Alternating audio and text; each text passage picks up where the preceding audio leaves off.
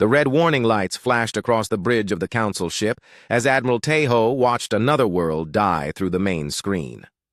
The Vorthak ships moved like deadly insects across the surface of Kepler 442b, and their dark hulls gleamed, with biomechanical armor that seemed to pulse with its own life.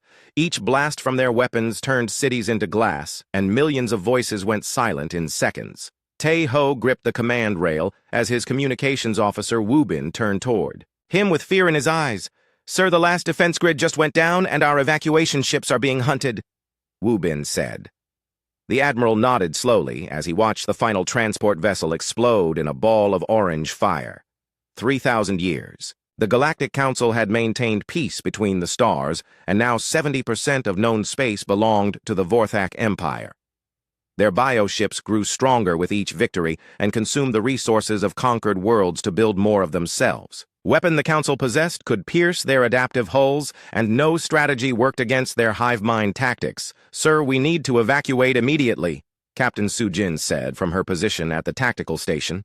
She had been captured by the Vorthak once, and escaped with scars that told of horrors beyond imagination. "The jump drive is ready, and we can reach the outer colonies before they detect us."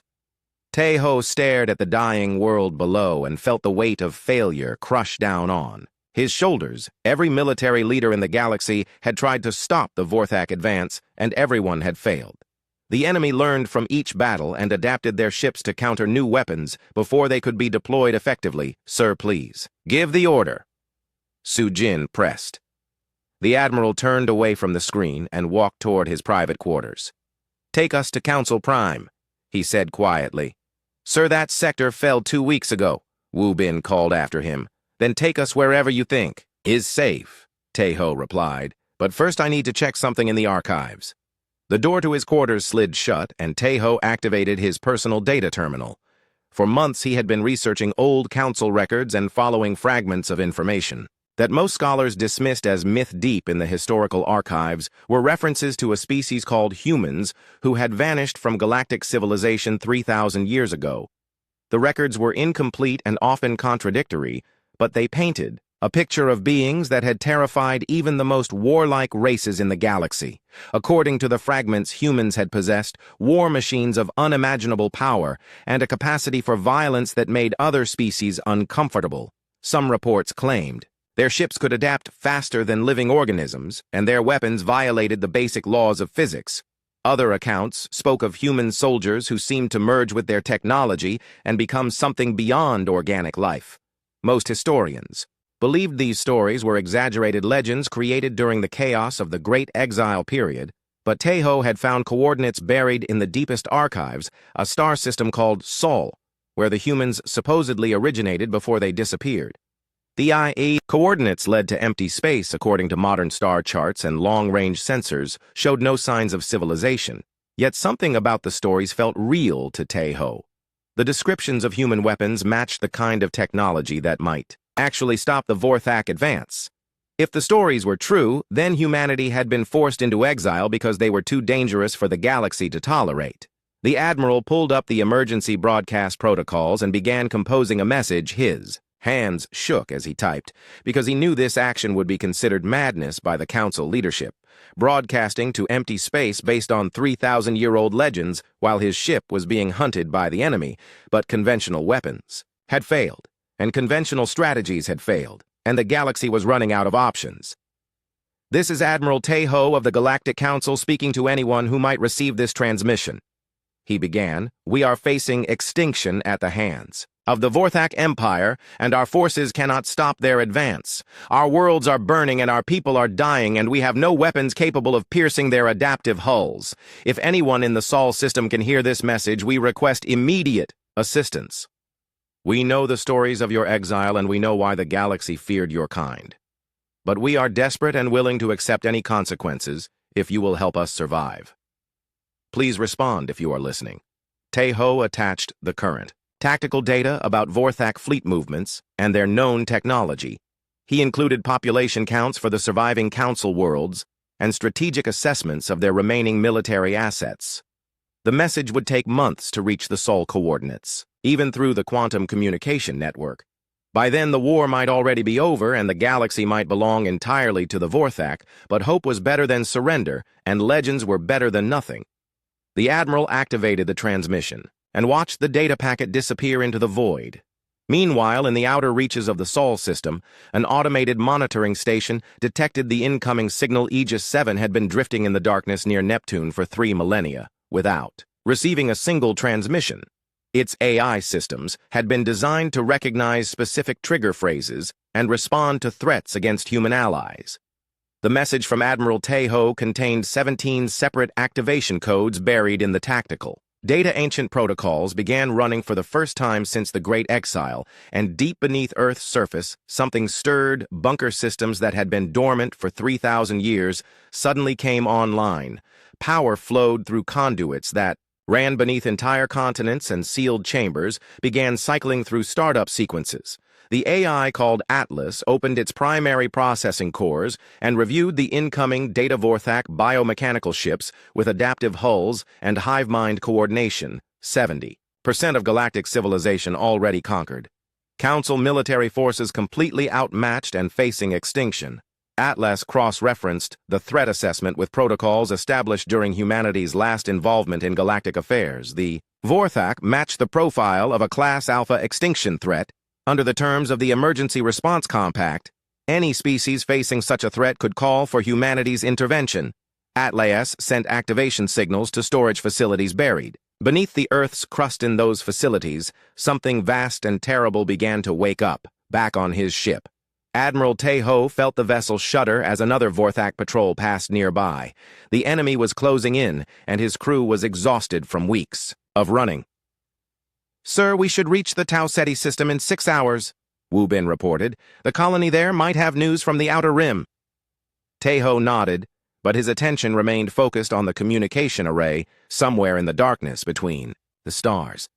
His desperate message was traveling toward a system that might be empty. The stories of human war machines might be nothing more than ancient propaganda, but if they were real, then he had just awakened something that could save the galaxy or destroy what remained of it.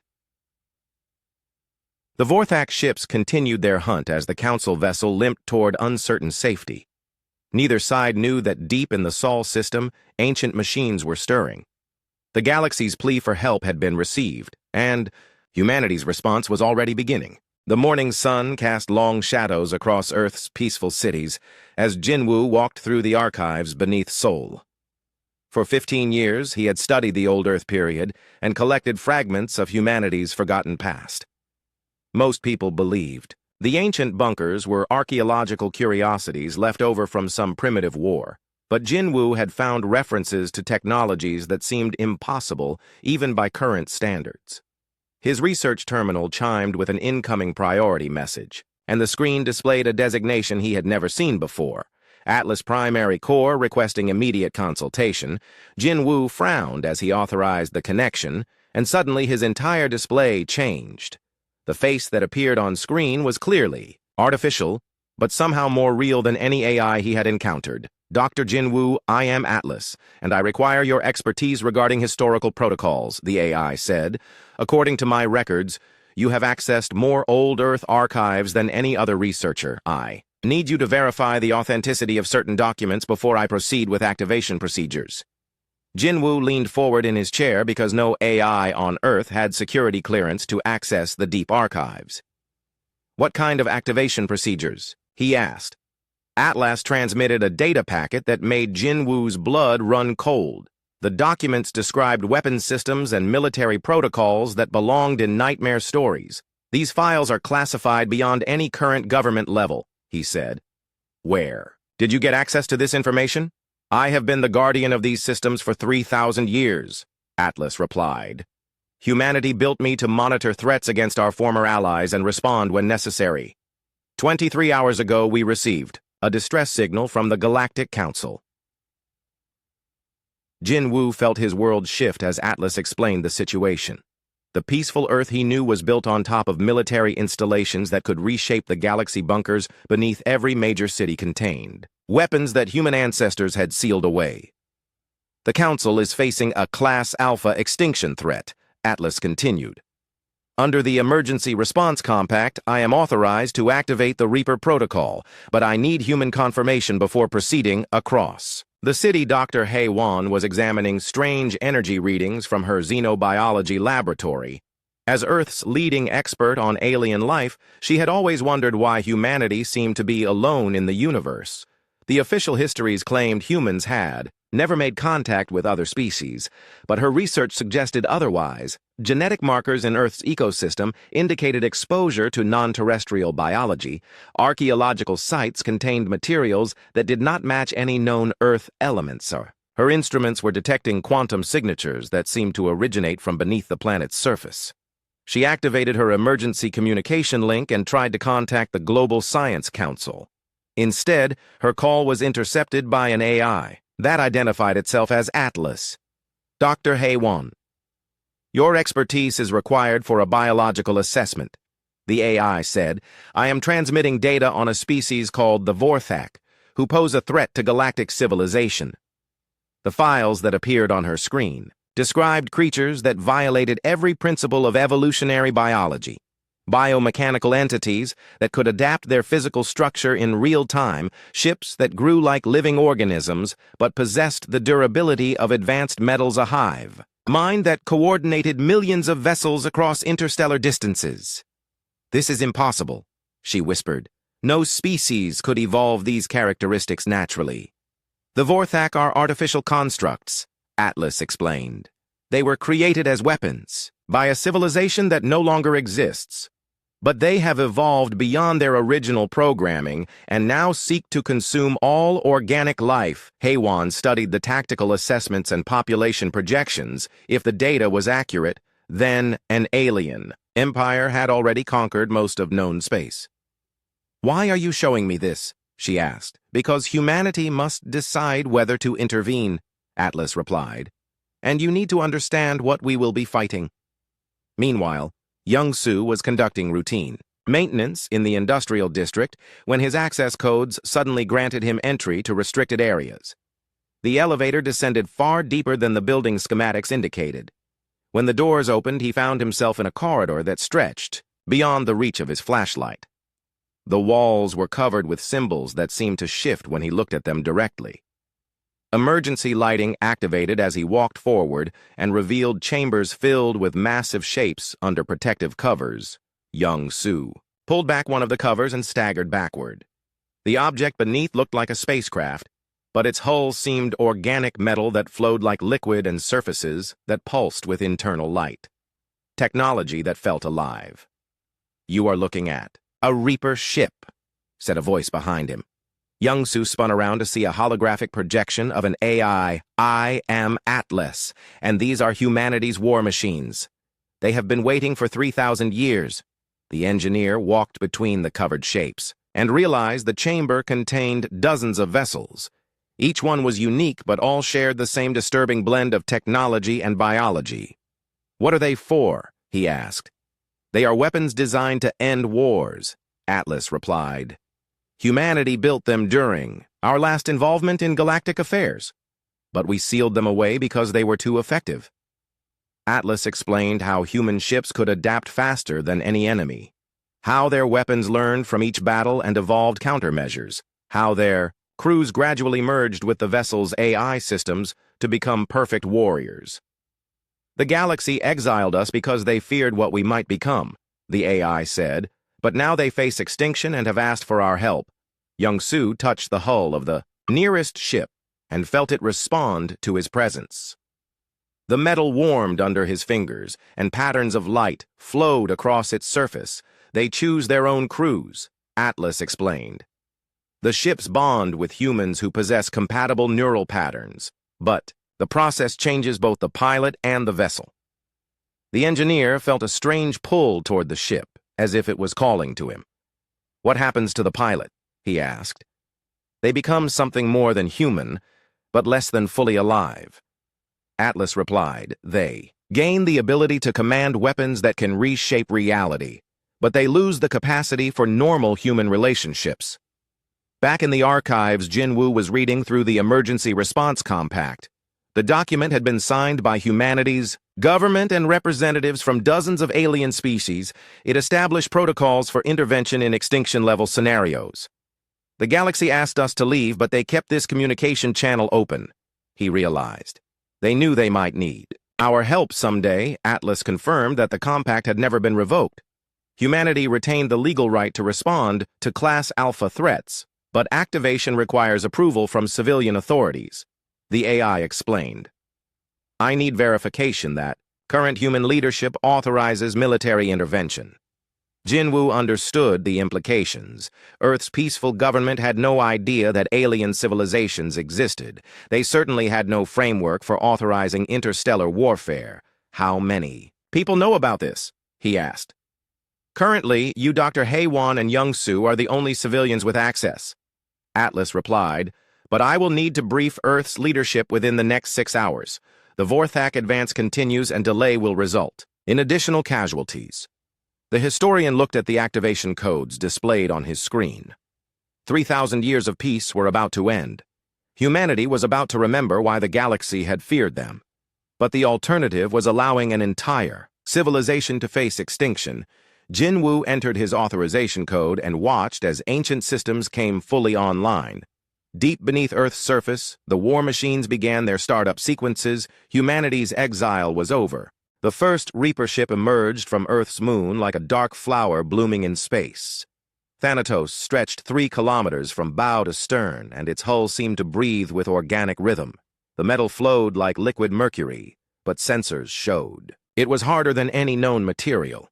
When the ship moved, space itself bent around it and reality seemed to ripple in its wake, deep within the vessel. Captain Dong-hyun opened his eyes for the first time in 3,000 years. He lay in a neural interface chamber surrounded by cables that merged seamlessly with his skin. His memories of life before the awakening were gone, but knowledge flowed through his mind like water combat tactics and weapon systems and the location of every enemy vessel. Within 100 light years, he was no longer entirely human, but something new. Part flesh and part machine and part pure intention, focused on a single purpose, to protect the innocent and destroy those who would harm them. Dong-hyun stood and felt the ship respond to his movements. When he walked to the bridge, the corridors reshaped themselves around him. The walls displayed tactical information directly into his enhanced vision, Vorthak fleet positions, and council evacuation routes and target. Priorities! Atlas, show me the current situation, he said. The AI's voice seemed to come from inside his own thoughts. The Vorthak have accelerated their advance, Atlas replied. 17. Council worlds have fallen since we received the distress signal. There. Bioships are adapting faster than previous intelligence indicated. Dong-hyun studied the enemy formations and felt his enhanced mind calculating attack vectors. The Vorthak ships moved in perfect coordination like cells in a vast organism. Their hulls could reconfigure to counter specific weapon types, but they had never faced anything like humanity's war machines. Meanwhile, Admiral Tae-ho watched his tactical display with growing confusion. Vorthak fleets that had been advancing steadily for months were suddenly disappearing. Entire battle groups vanished without sending distress signals. Sir, we're receiving reports from the Rigel sector, Woo Bin announced. A Vorthak invasion fleet just went silent. All 200 ships lost contact simultaneously. Tae-ho frowned as more reports came in. 3 separate fleets had vanished in the past 6 hours. The energy signatures at each location were unlike anything in Council databases. Could it be a new weapon system?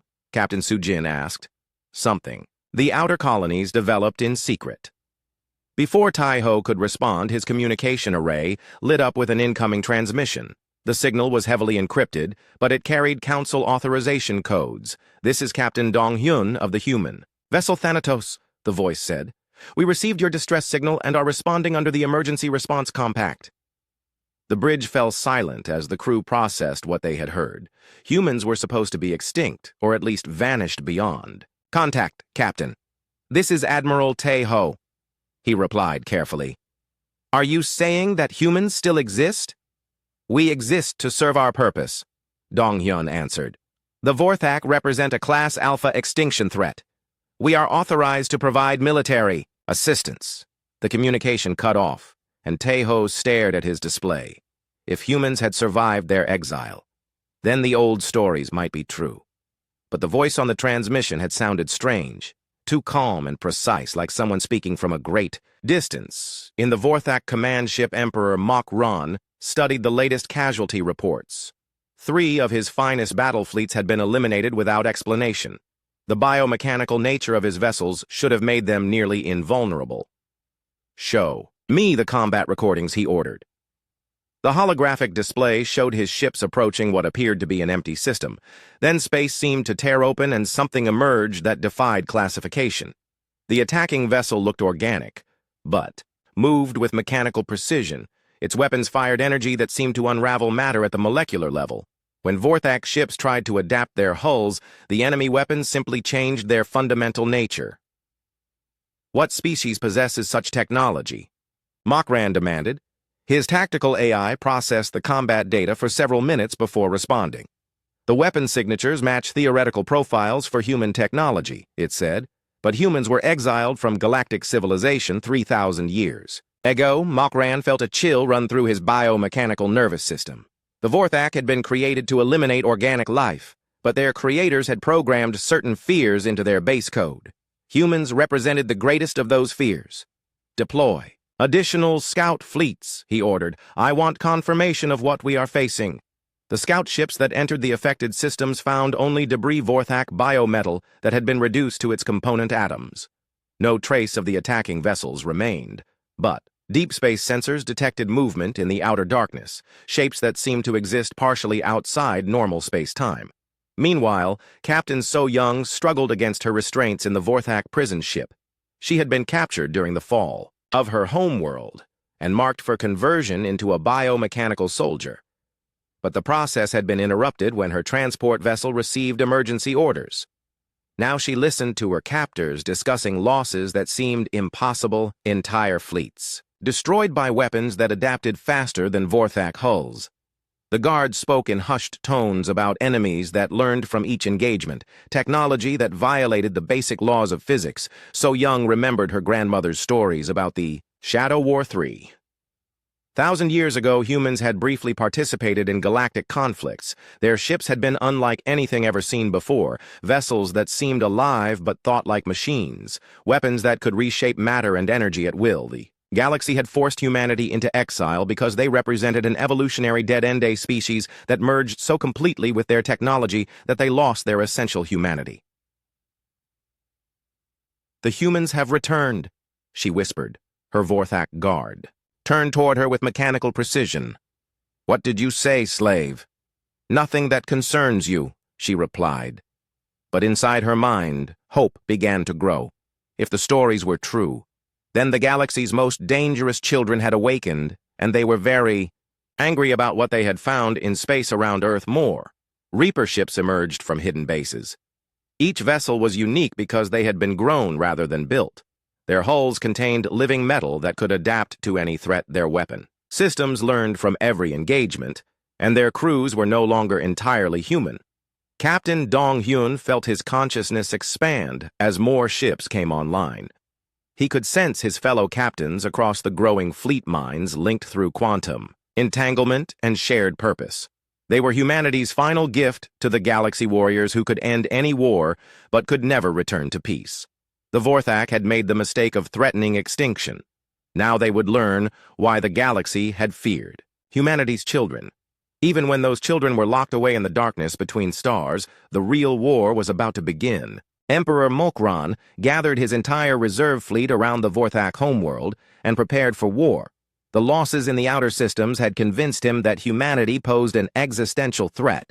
3,000 ships surrounded the massive biomechanical planet that served as the Empire's heart. Each vessel was a masterpiece of organic engineering capable of cracking planets. "We will advance on the Sol system and eliminate this threat permanently," he announced to his fleet commanders. "The humans may have awakened their ancient weapons, but they cannot match our numbers." Commander So Young watched from her prison cell as the Armada prepared to depart. The ship she was imprisoned on carried weapons that had destroyed civilizations, but she remembered. Her grandmother's warnings about humanity's true capabilities, what the Vorthak had encountered, were merely scouts. The real human fleet remained hidden. Meanwhile, in the Sol system, Captain Dong Hyun received tactical updates from across the galaxy. The enemy was mobilizing everything they had for a final assault. Atlas. "What is our current force strength?" he asked. 12 Reaper ships are fully operational, the AI replied. However, the enemy's numbers require a different response. Are you authorizing activation of the Titan forges? Dong Hyun felt a chill run through his enhanced nervous system. The Reaper ships were humanity's light reconnaissance force. The Titan forges represented something far more terrifying. The compact authorizes any response necessary to prevent extinction. He said, "Begin activation procedures." Deep in space, beyond Neptune, the first Titan forge emerged from its hiding place. The construction ship was larger than most moons, and its hull contained manufacturing systems that defied physics. Within minutes, it began releasing its cargo ships, emerged by the thousands from internal bays that seemed larger than the vessel containing them. Leviathan-class dreadnoughts that dwarfed the largest Vorthak bioship swarm fighters, that moved like living clouds weapons platforms that existed partially outside normal space-time, on Earth. Dr. Hae-Won watched the deployment through her laboratory's sensors. "This is impossible," she whispered. "The mass ratios don't work, and the energy requirements exceed our sun's total output." "How can those ships even exist?" Atlas appeared on her communication screen with an expression that might have been sadness. "Humanity's final weapons were built using technologies we hoped never to deploy," the AI explained. "They violate conservation of energy by drawing power from parallel dimensions. They ignore mass limitations by existing in multiple realities simultaneously, and they require human consciousness to reach their full potential."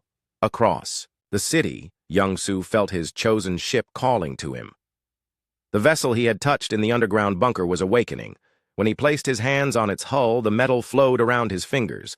Connection ports opened in his skin and cables emerged. "To link with the ship's neural network, my name is Fenrir," the ship said inside his mind.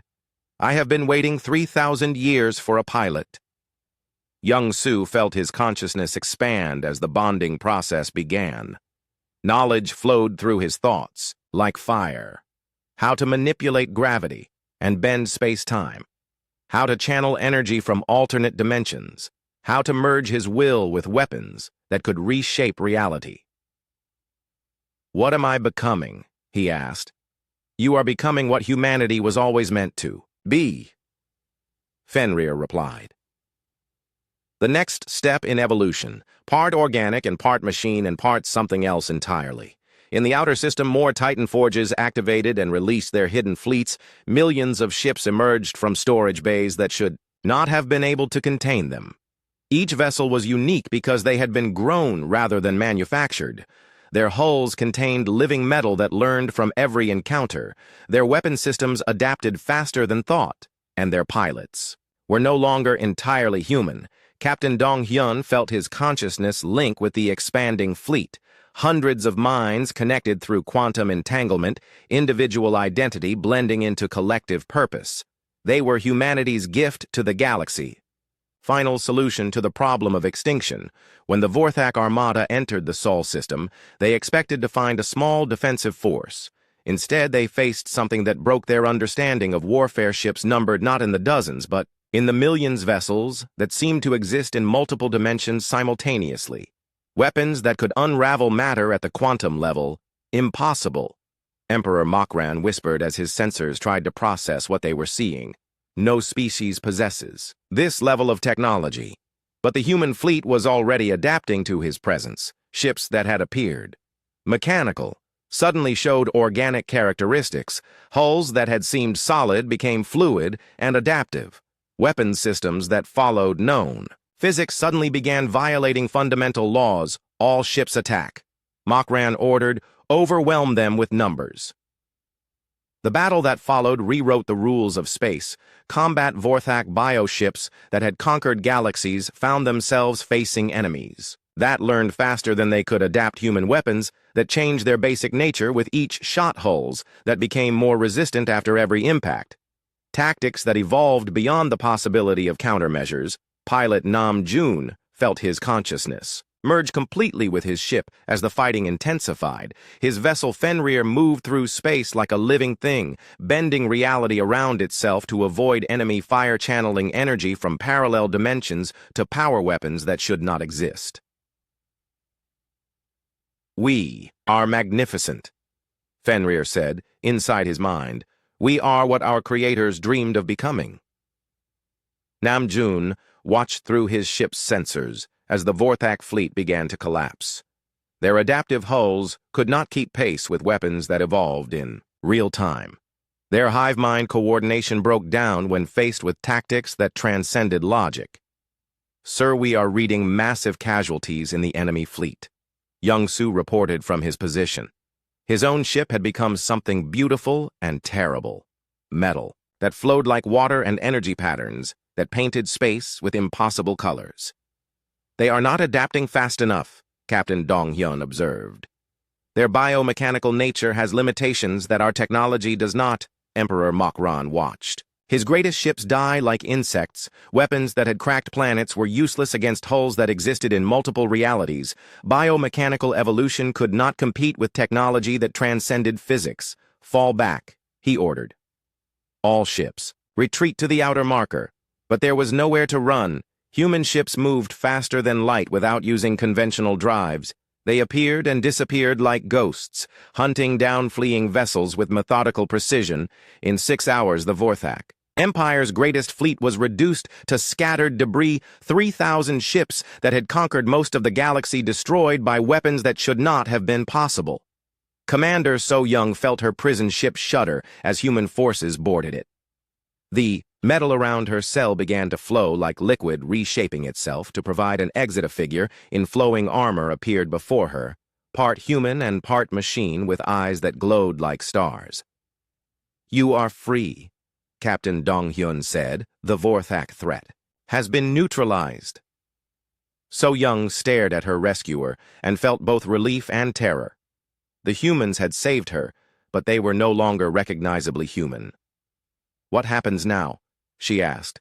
"Now we begin the liberation of your worlds," Dong-hyun replied, "and we discover what price the galaxy is willing to pay for salvation." The liberation of the galaxy proceeded with terrifying efficiency. Human ships swept through Vorthak-controlled space like a cleansing fire. Every biomechanical vessel they encountered was dismantled at the molecular level. Every slave world was freed within hours of the fleet's arrival, but the rescued populations looked upon their saviors with growing fear. Captain Dong-hyun stood on the bridge of Thanatos as it approached the former council world of HFY. The planet's surface showed. The scars of Vorthak occupation cities turned to glass and continents stripped of resources, but life remained, and that life could be saved. "So we are receiving a transmission from the surface," his communications officer reported. The voice belonged to Admiral Tae-ho, whose desperate SOS had started everything. "Captain Dong-hyun, this is Admiral Tae-ho speaking from the underground shelters. We cannot express our gratitude for your response to our distress call. However, we need to discuss the terms of our liberation." Dong-hyun felt amusement flow through his enhanced consciousness. The galaxy wanted to negotiate with weapons that had just redefined the nature of warfare. "Admiral, there are no terms," he replied. "We came because you called, and we will complete our mission. The Vorthak will be eliminated and your people will be free." But Taeho's next words carried a weight that made even the transformed captain pause. "Captain, we need to know if you intend to remain after the war is over." The question echoed through the quantum link connecting all human ships. For the first time since awakening, the enhanced pilots considered what came after victory. They had been designed for war and shaped by conflict. Could they exist in a galaxy at peace on Earth? Dr. Hae-won studied the data flowing back from the liberated worlds. The human fleet was not just winning the war, it was evolving with each battleship hulls that became more adaptive, weapons systems that learned from every engagement, pilots who were becoming less human with each victory. "Atlas. What happens to them when the fighting stops?" she asked. The AI's response carried 3,000 years of accumulated sadness. "They cannot stop." Atlas explained.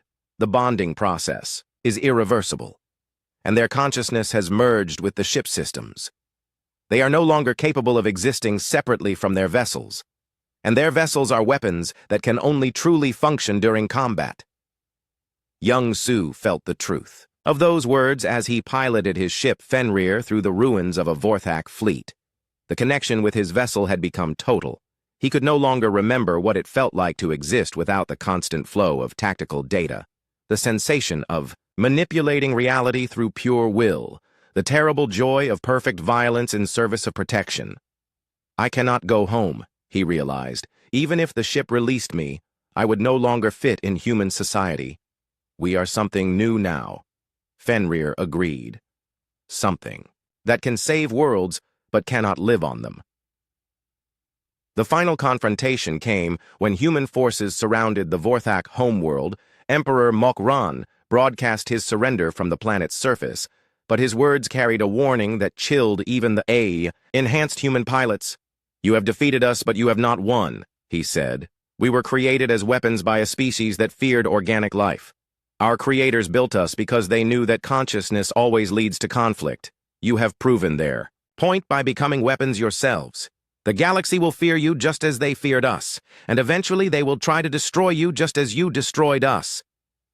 Captain Dong Hyun felt the truth in those words resonate through the quantum link. The human pilots shared a moment of perfect understanding. They had become what the galaxy needed to survive, but they were no longer what the galaxy could tolerate. Commander. So Young joined Admiral Tae-ho in the Emergency Council session on New Geneva representatives. From dozens of liberated worlds gathered to discuss the future, the human fleet hung in orbit like sleeping gods, beautiful and terrible and utterly beyond normal comprehension. We must decide what to do about our saviors, Council President Jae-sung announced. They have given us freedom, but they cannot coexist with civilian populations. Their very presence changes the nature of space around them, and their technology is advancing beyond our ability to understand. The debate lasted for days, while human ships waited in patient silence. Some representatives argued for integration and cooperation. Others called for immediate containment or exile. All agreed that the transformed pilots could never return to normal life. Finally, Young Su volunteered to address the council directly. He appeared as a hologram because his physical form could no longer exist in normal atmosphere. We understand your dilemma, he said. We have become what was necessary to save you, but we can no longer be what you need us to be in peacetime. We will return to our exile and seal our weapons once again, but we ask for one thing in return. The council chamber fell silent as delegates waited for his request. Remember us, Young Su continued.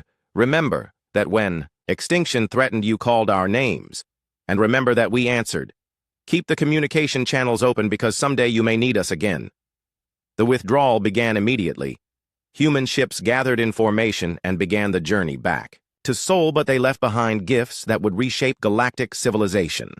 Medical technologies that could heal any injury, energy systems that drew power from quantum fluctuations, manufacturing processes that could create matter from pure information, and hidden in every council ship was a quantum transmitter tuned to frequencies that only human technology could receive.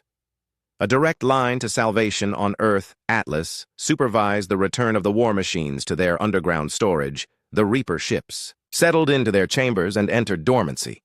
The Titan forges folded space around themselves and vanished from normal reality, but they remained ready, waiting for the next desperate transmission. The next plea for help from a galaxy that feared what it needed most. Dr. Hae-won stood in her laboratory and watched the last human ship disappear into hyperspace. Will they really come back if we call them? She asked.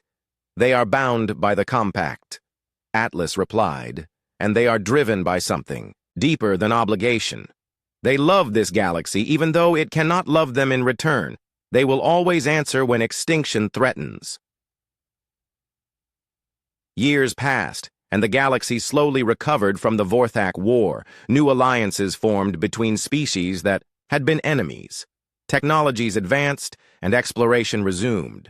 But deep space sensors occasionally detected strange signals, ships that moved through dimensions. Humans had opened, weapons testing in the outer darkness, reminders that Earth's children remained vigilant. Admiral Su Jin stood on the bridge of her new flagship and studied the latest intelligence reports. Something was stirring in the galactic core, ancient machines that predated known civilization entities that consumed entire star systems. Ma'am, should we send a probe to investigate? Her communications officer asked.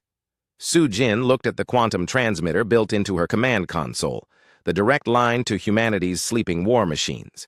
Not yet, she said, but prepare the emergency protocols. If these entities prove hostile, we may need to make another call. In the depths of space, Captain Dong Hyun felt the disturbance through his enhanced senses. New threats were always emerging in a galaxy full of dangerous life. But human ships remained ready in the spaces between dimensions, waiting for the signal that would wake them once again. The galaxy had learned to live with the knowledge that its most powerful protectors were also its greatest threat. Salvation always came with a price, and sometimes that price was paid by those who chose to become something more than human so that others could remain human. The Watchers waited in the darkness, ready to answer the next desperate call, because love sometimes required the willingness to become a monster. And humanity had always been very good at becoming whatever the universe needed them to be.